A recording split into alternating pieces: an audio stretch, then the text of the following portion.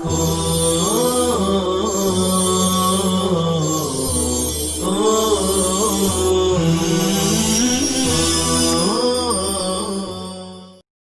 اللہ الرحمن الرحیم الحمد للہ رب العالمین الحمد للہ حمدا کثیرا طیبا مبارکا فیہ سبحان اللہ وبحمدہ عدد خلقہ ورضا نفسہ وزنۃ عرشہ ومداد کلماتہ وصلی اللہ وسلم علی نبینا محمد وعلی آلہ واصحابہ وبارک وسلم تسلیما کثیرا کثیرا۔ بسم اللہ الرحمن الرحیم۔ فإن اشتبهت عليه القبلة وليس بحضرته من يسأل عنها اجتهد، لأن الصحابة رضوان الله تعالى عليهم أجمعين تحروا وصلوا ولم ينكر عليهم رسول الله صلى الله عليه وسلم، ولأن العمل بالدليل الظاهر واجب عند انعدام دليل فوقه والاستخبار فوق التحري۔ چنانچہ اگر مصلی پر قبلہ مشتبہ ہو جائے اور اس کے پاس کوئی ایسا آدمی بھی نہ ہو جس سے وہ قبلے کے متعلق پوچھ سکے تو مصلی اجتہاد کرے، کیونکہ صحابہ کرام رضوان اللہ تعالی علیہم اجمعین نے تحری کر کے نماز پڑھی تھی اور آپ صلی اللہ علیہ وسلم نے ان پر کوئی نکیر نہیں فرمائی تھی، اور اس لیے بھی کہ دلیل ظاہر پر عمل کرنا واجب ہے جب اس سے بڑی کوئی دلیل نہ ہو، اور معلوم کرنا تحری سے بڑھ کر ہے۔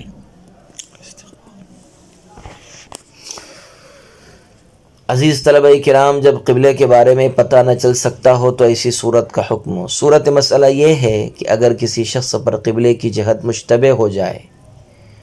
اور وہ یقینی طور پر سمت قبلہ کے متعلق کوئی فیصلہ نہ کر پائے اور نہ ہی اس کے آس پاس کوئی دوسرا آدمی ہو جس سے وہ قبلے کی صحیح سمت کے متعلق معلوم کر سکے، تو اس صورت میں حکم یہ ہے کہ وہ شخص تحری کر کے اور جس سمت اس کا ظن غالب واقع ہو اسی سمت رخ کر کے نماز پڑھ لے، کیونکہ ایک مرتبہ صحابہ کرام رضوان اللہ تعالی علیہم اجمعین کے ساتھ اسی طرح کی صورت پیش آئی تھی تو ان حضرات نے بھی تحری کر کے نماز ادا کیا تھا، اور بعد میں جب آپ صلی اللہ علیہ وسلم کو اس واقعے کی اطلاع دی گئی تو آپ صلی اللہ علیہ وسلم نے کوئی نکیر نہیں فرمائی، جو اس بات کی دلیل بن گئی کہ اشتباہ کی صورت میں تحری کر کے نماز پڑھی جا سکتی ہے، بشرطے کہ معلوم کرنے اور سمت قبلہ کو دریافت کرنے کے سارے ذرائع مسدود و معدوم ہوں۔ لیکن اگر کسی بھی طرح قبلے کی صحیح سمت معلوم کرنا ممکن ہو تو اس صورت میں معلوم کرنا ضروری ہے، اور اگر بغیر معلوم کیے کسی نے نماز پڑھ لی تو اس کی نماز واجب الاعادہ ہے، کیونکہ پوچھنا اور دریافت کرنا تحری سے بڑھ کر ہے۔ فإن علم أنه أخطأ بعدما صلى لا يعيدها، وقال الشافعي يعيدها إذا استدبر لتيقنه بالخطأ، ونحن نقول ليس في وسعه إلا التوجه إلى جهة التحري والتکلیف مقید بالوسع۔ پھر اگر نماز پڑھنے کے بعد معلوم ہوا کہ اس نے غلطی کی ہے تو وہ شخص ہمارے یہاں نماز کا اعادہ نہیں کرے گا۔ امام شافعی رحمہ اللہ تعالیٰ فرماتے ہیں کہ اگر استدبار قبلہ کر کے نماز پڑھی تھی تو اعادہ کرے گا، لیکن اگر اسے غلطی کا یقین ہو چکا ہے، کیونکہ اسے غلطی کا یقین ہو چکا ہے، ہم کہتے ہیں کہ اس کے بس میں صرف تحری کی سمت متوجہ ہونا ہے، اور انسان کو بقدر وسعت ہی مکلف بنایا گیا ہے۔ اگر تحری کر کے غلط سمت میں نماز پڑھ لی تو پتہ چلنے کی صورت میں اعادے کے حکم کی تفصیل۔ صورت مسئلہ یہ ہے کہ اگر کسی شخص پر قبلہ مشتبہ ہو گیا اور اس نے تحری کر کے نماز پڑھ لی، نماز کے بعد معلوم ہوا کہ جس سمت اس نے نماز پڑھی ہے وہ قبلے کی سمت نہیں ہے، تو اس صورت میں ہمارے یہاں اس شخص پر نماز کا اعادہ واجب نہیں ہے۔ لیکن امام شافعی رحمہ اللہ تعالیٰ فرماتے ہیں کہ اگر اس شخص نے قبلے کی طرف پشت کر کے نماز پڑھی ہے تو اس کا اعادہ واجب ہے، کیونکہ قبلے کی طرف پشت کر کے نماز پڑھنے کی وجہ سے یہ بات یقینی طور پر واضح ہو گئی کہ اس نے جو تحری کی تھی وہ غلط تھی، اس لیے اس پر نماز کا اعادہ واجب ہے۔ ہماری دلیل یہ ہے کہ جب اس شخص پر قبلہ مشتبہ ہو گیا اور قبلے کے متعلق بتانے والا بھی کوئی نہیں تھا تو اب اس کے حق میں تحری کے علاوہ دوسرا کوئی چارہ ہی نہیں ہے۔ لہذا جب اس نے تحری کر کے نماز پڑھ لی تو اس کی نماز درست ہو گئی، ہر چند کہ اس نے قبلے کی طرف پشت کر کے نماز پڑھی ہو، کیونکہ صورت مسئلہ میں تحری کرنا ہی اس کے بس میں تھا اور اس نے وہ کر لیا، اس لیے اب اس پر نماز کا اعادہ واجب نہیں ہے، اگرچہ اس کی تحری استدبار قبلہ کو مستلزم تھی، کیونکہ قرآن کریم کا اعلان یہ ہے کہ لا یکلف اللہ نفسا الا وسعها وَإِنْ عَلِمَ ذَلِكَ فِي الصَّلَاةِ اسْتَدَارَ إِلَى الْقِبْلَةِ لِأَنَّ أَهْلَ قُبَى لَمَّا سَمِعُوا بِتَحَوُّلِ الْقِبْلَةِ اسْتَدَارُوا كَهَيْئَتِهِمْ فِي الصَّلَاةِ وَاسْتَحْسَنَهَا النَّبِيُّ صلی اللہ علیہ وسلم وَكَذَا إِذَا تَحَوَّلَ رَأْيُهُ إِلَى جِهَةٍ أُخْرَى تَوَجَّهَ إِلَيْهَا لِوُجُوبِ الْعَمَلِ بِالِاجْتِهَادِ فِيمَا يَسْتَقْبِلُ مِنْ غَيْرِ نَقْضٍ الْمُؤَدَّى قَبْلَهُ۔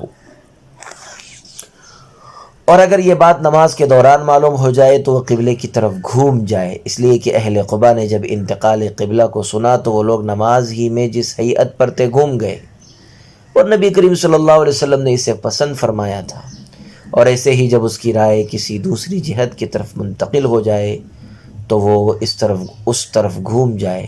کیونکہ آئندہ نماز میں اس شخص پر اجتہاد کی روح سے عمل کرنا واجب ہے، اس حصے کو توڑے بغیر جسے اس نے پہلے ادا کیا ہے۔ نماز کے دوران ہی سمت کا غلط ہونا معلوم ہونے کی صورت کا حکم۔ عبارت کا حاصل یہ ہے کہ اگر کوئی شخص تحری کر کے نماز پڑھ رہا تھا اور نماز کے دوران ہی اسے قبلے کی صحیح سمت معلوم ہو گئی تو وہ شخص قیام، قعود یا جس حالت میں بھی ہو تاخیر کے بغیر اسی حالت میں قبلے کی طرف گھوم جائے،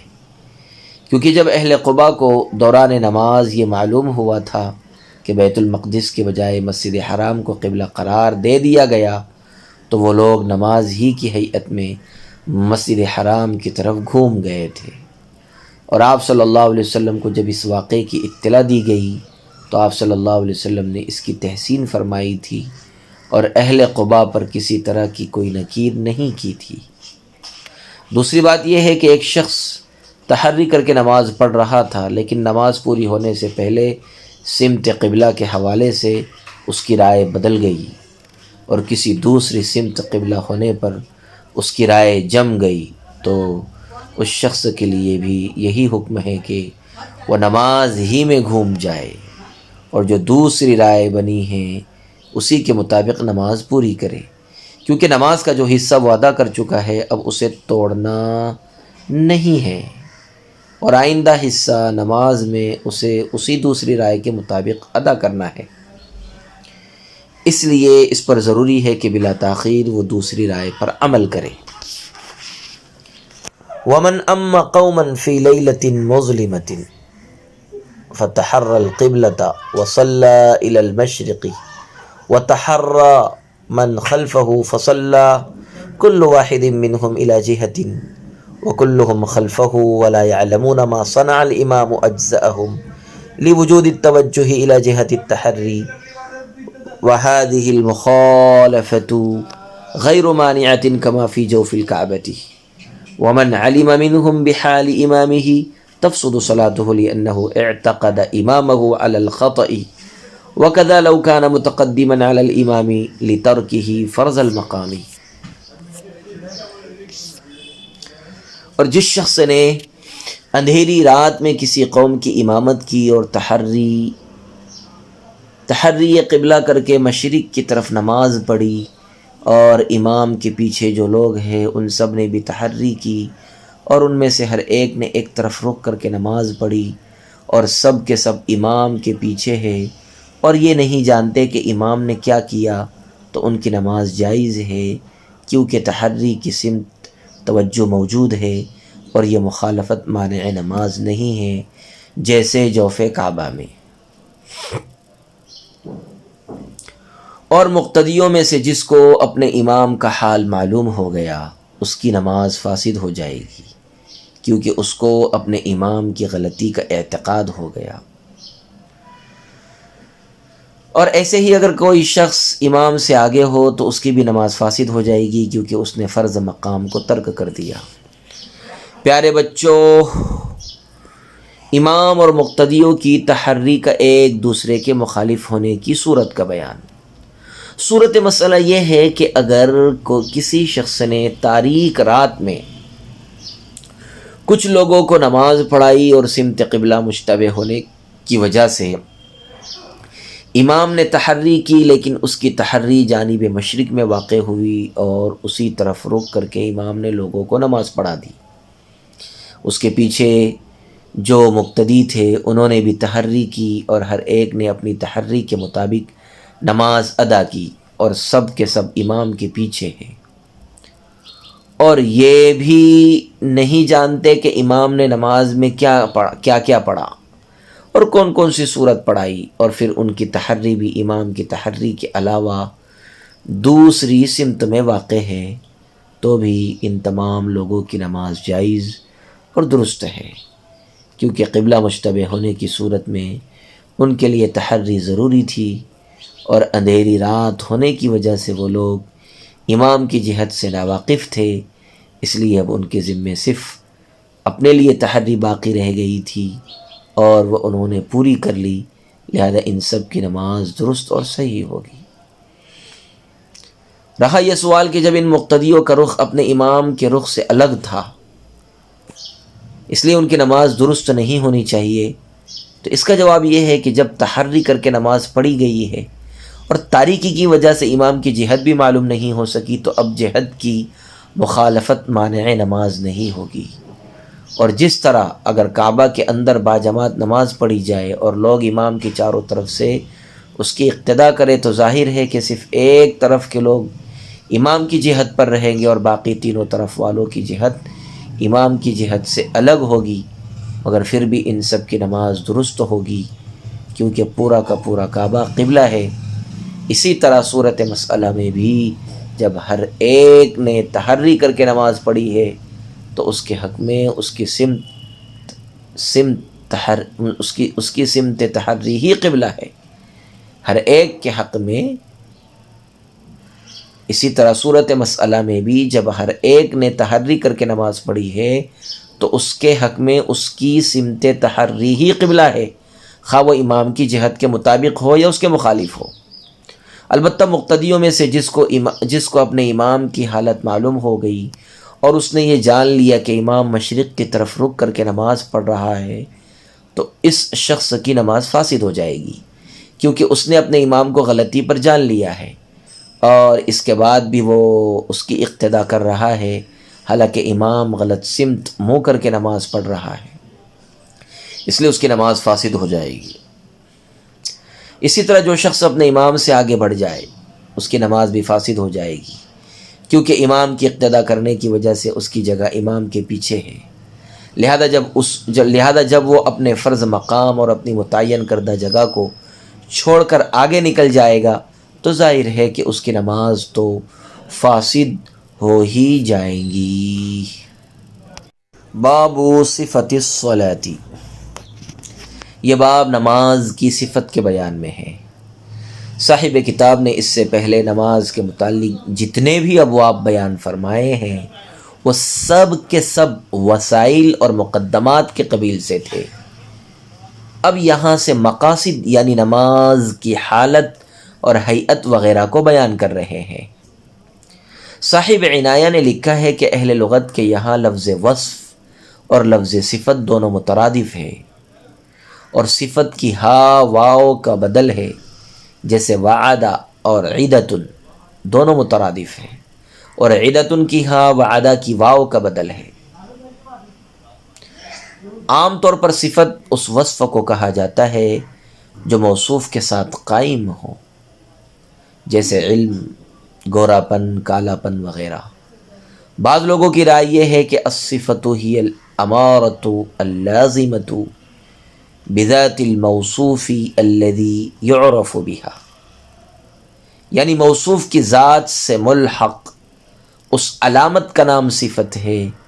جس سے موصوف کی شناخت تو ہوتی ہے، اور متکلمین کے یہاں وصف واصف کے کلام کو کہتے ہیں، اور صفت اس معنی کو کہتے ہیں جو موصوف کے ساتھ قائم ہوتی ہے، صفت اس معنی کو کہتے ہیں جو موصوف کے ساتھ قائم ہوتے ہیں۔ صاحب عنایہ کے بقول یہاں صفت سے نماز کی وہ ہیئت مراد ہے جو اس کے ارکان و عوارض یعنی قیام، رکوع اور سجود وغیرہ سے حاصل ہو۔ فرائض الصلاة ستة، التحریمۃ لقوله تعالی وربک فکبر والمراد به تکبیرۃ الافتتاح، والقیام لقوله تعالی وقوموا للہ قانتین، والقراءۃ لقوله تعالی فقرؤوا ما تيسر من القرآن، والركوع والسجود لقوله تعالی واركعوا واسجدوا، والقعدة في آخر الصلاة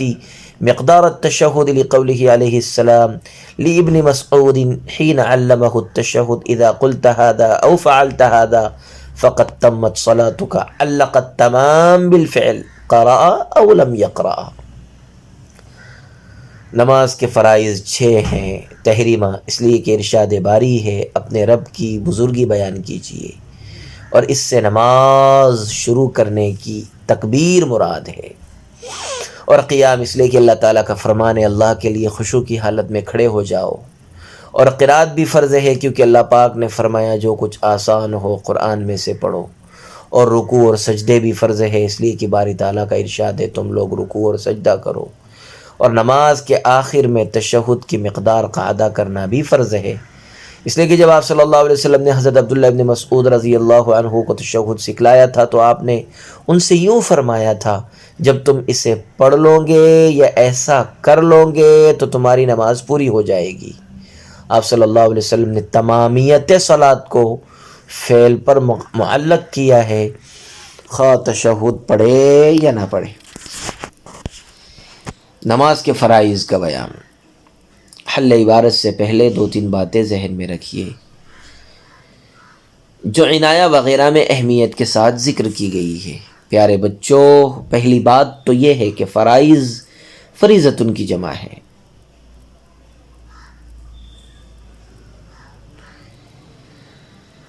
اس لیے استعمال اعداد والے ضابطے کے پیش نظر چونکہ معدود یہاں مؤنث ہے اس لیے عدد مذکر آنا چاہیے تھا،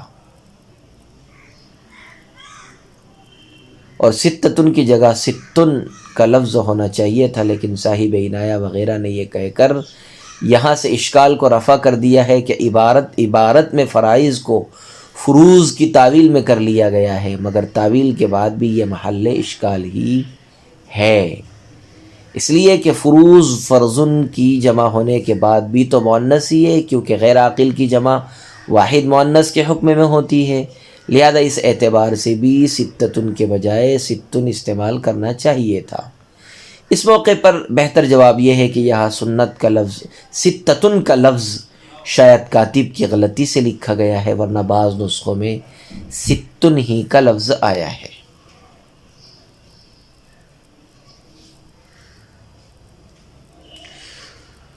دوسری بات یہ ہے کہ صاحب کتاب نے فرائض الصلاۃ کہا اور ارکان الصلاۃ نہیں کہا، کیونکہ ارکان کے بالمقابل فرائض کا لفظ عام ہے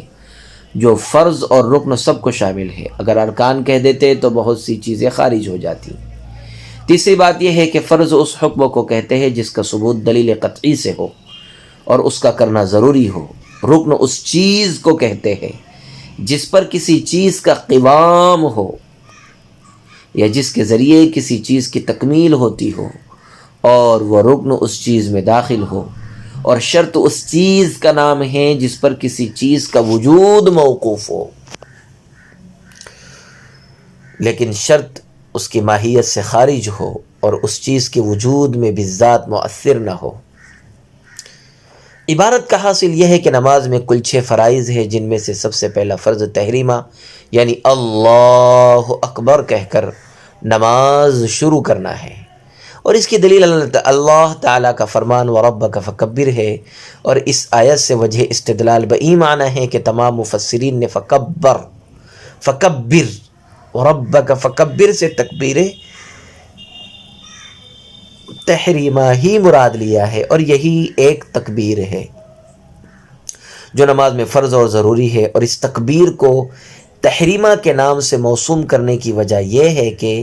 یہ تکبیر اپنے بعد تمام چیزوں کو حرام کر دیتی ہے، یعنی وہ چیزیں جن کا اس تکبیر سے پہلے کرنا مباح اور حلال تھا، اس تکبیر کے بعد وہ تمام چیزیں حرام ہو گئی۔ اور یہی ایک تکبیر ہے جو نماز میں فرض اور ضروری ہے۔ نماز کا دوسرا فرض قیام ہے، یعنی اگر مصلی کھڑے ہو کر نماز پڑھنے پر قادر ہو اور اس کے ساتھ کسی طرح کا کوئی عذر نہ ہو تو اس کے لیے کھڑے ہو کر نماز پڑھنا فرض ہے۔ اور فرضیت قیام کی دلیل خود قرآن کریم کا یہ فرمان ہے، وَقُومُوا لِلَّهِ قَانِتِينَ۔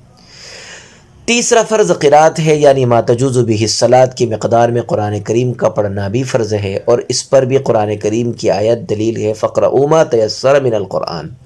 چوتھا فرض رکوع ہے، اور پانچواں فرض سجدہ ہے، یعنی اگر مصلی کے ساتھ کوئی عذر نہیں ہے تو اس کے لیے رکوع کرنا بھی فرض ہے اور سجدہ کرنا بھی فرض ہے۔ اور اس فرضیت کی دلیل اللہ تعالیٰ کا یہ ارشاد ہے، وَارْكَعُوا وَاسْجُدُوا۔ چھٹا فرض قعدہ اخیرہ میں تشہد پڑھنے کے بقدر بیٹھنا ہے۔ واضح رہے کہ تشہد کا پڑھنا الگ امر ہے اور تشہد پڑھنے کی مقدار بیٹھنا الگ امر ہے۔ یہاں جو مطلوب ہے وہ تشہد پڑھنے کی مقدار بیٹھنا ہے، اس لیے کہ جب آپ صلی اللہ علیہ وسلم نے حضرت عبداللہ ابن مسعود کو تشہد کی تعلیم دی تھی تو آپ نے اخیر میں یہ جملہ ارشاد فرمایا تھا، اذا قلت هذا او فعلت هذا فقد تمت صلاتك،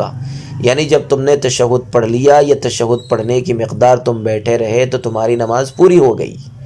اس حدیث سے اس طور پر استدلال کیا جاتا ہے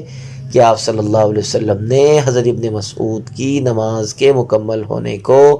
قراءت تشہد کے ساتھ بیٹھنے اور بدون قراءت صرف بیٹھنے دونوں پر معلق کیا ہے، لہذا دونوں میں سے جو صورت بھی پائی جائے گی نماز ہو جائے گی، خواہ قعود مع القراءت ہو یا قعود بدون القراءت ہو، اصل چیز قعود ہے۔ نماز کے فرائض کی فرضیت کی دلیلیں۔ صاحب ہدایہ نے تو فرائض ستہ کے متعلق قرآن و حدیث کے ظاہری الفاظ سے استدلال کیا ہے، لیکن ہدایہ کے عربی شارحین مثلا صاحب بنایہ اور صاحب عنایہ وغیرہ نے اس موقع پر وجہ استدلال کی بھی تعیین کی ہے، اور وہ اس طرح سے کی ہے کہ قرآن کریم میں جن آیتوں سے فرائض کو ثابت کیا گیا ہے ان سب میں امر کا صیغہ استعمال کیا گیا، اور امر وجوب کے لیے آتا ہے، اس لیے مذکورہ چیزیں نماز کے واجبات میں سے ہوگی، اور چونکہ غیر نماز کی حالت میں تکبیر، قیام اور رکوع وغیرہ واجب اور ضروری نہیں ہے، اس لیے بھی یہ چیزیں نماز میں واجب ہوگی۔ یہاں بتانا یہ ہے کہ یہ چیزیں فرائض کے قبیل کی ہیں اور وجہ استدلال سے صرف وجوب ثابت ہوتا ہے، لہذا ظاہری طور پر وجہ استدلال درست نہیں معلوم ہوتا ہے، مگر محققین کی رائے یہ ہے کہ وہ واجب جو نماز کے ارکان کے متعلق استعمال کیا جاتا ہے اور وہ واجب جو دیگر چیزوں کے لیے استعمال کیا جاتا ہے، ان دونوں میں فرق ہے۔ نماز کے علاوہ میں جو واجب استعمال ہوتا ہے اس سے ضروری اور لازم ہونے کا مفہوم نکلتا ہے، اور نماز میں جو واجب استعمال کیا جاتا ہے یا ہوتا ہے وہ نماز کے لیے مکمل اور متمم کی حیثیت رکھتا ہے، یعنی اس واجب کے بغیر نماز ہی مکمل نہیں ہوگی، اور اگر کسی نے اسے ترک کر دیا تو اس کی نماز ناتمام رہے گی، اور تقریباً یہی حال ترک فرض کا بھی ہے کہ اس کے ترک سے بھی نماز ناقص بلکہ فاسد ہو جاتی ہے، لہذا اس حوالے سے مذکورہ وجہ استدلال درست ہو سکتا ہے۔ قال وما سوا ذلك فهو سنۃ، اطلق اسم السنة وفيها واجبات كقراءة الفاتحة وضم السورة معها ومراعاة الترتيب فيما شرع مكررا من الأفعال والقعدة الأولى وقراءة التشهد في الأخيرة والقنوت في الوتر وتكبيرات العيدين والجهر فيما يجهر فيه والمخافتة فيما تخافت فيه، ولهذا يجب عليه سجدتا السهو بتركها، هذا هو الصحيح، وتسميتها سنة في الكتاب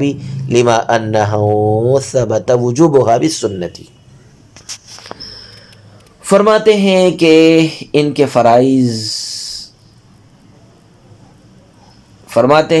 ان کے یعنی فرائض کے علاوہ جو افعال ہے وہ سب سنت ہے،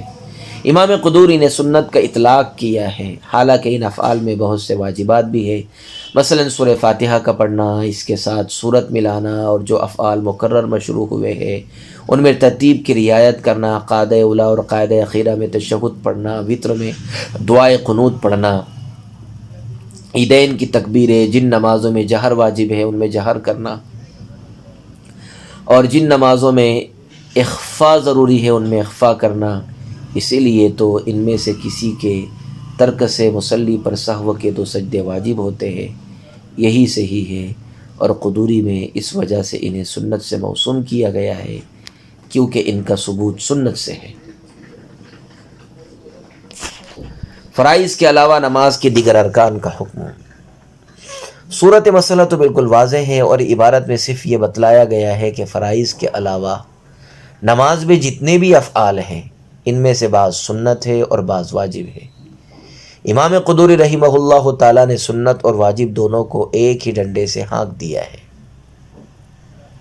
اور واجبات کے لیے بھی سنت کا اطلاق کر دیا ہے، جس کی وجہ بتاتے ہوئے عبارت کے آخری حصے میں صاحب ہدایہ فرماتے ہیں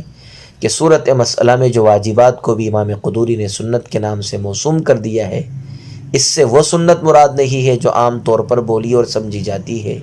بلکہ یہاں سنت سے مراد یہ ہے کہ مذکورہ واجبات کا ثبوت سنت سے ہے، اسی لیے ان پر سنت کا اطلاق کر دیا گیا۔ بہرحال فرائض ستہ کے علاوہ سورہ فاتحہ پڑھنا، اس کے ساتھ کسی دوسری سورت کا ملانا، افعال مقررہ میں ترتیب کی رعایت کرنا اور قاعدہ اولا وغیرہ کرنا نماز کے واجبات میں سے ہے، اور واجب کا حکم یہ ہے کہ اگر سہون چھوٹ جائے تو سجدہ سہو کیا جائے، اور اگر عمدن چھوٹ جائے تو نماز کا اعادہ کیا جائے۔ اور بقول صاحب عنایہ سنت سے مراد یہ ہے کہ آپ صلی اللہ علیہ وسلم نے پابندی سے اس عمل کو ادا کیا ہو، اور بدون عذر کبھی آپ نے ترک نہ کیا ہو، جیسے نماز میں ثنا پڑھنا اور تعوذ وغیرہ پڑھنا۔ وصلی اللہ وسلم علی نبینا محمد وعلی آلہ واصحابہ وبارک وسلم تسلیما کثیرا کثیرا۔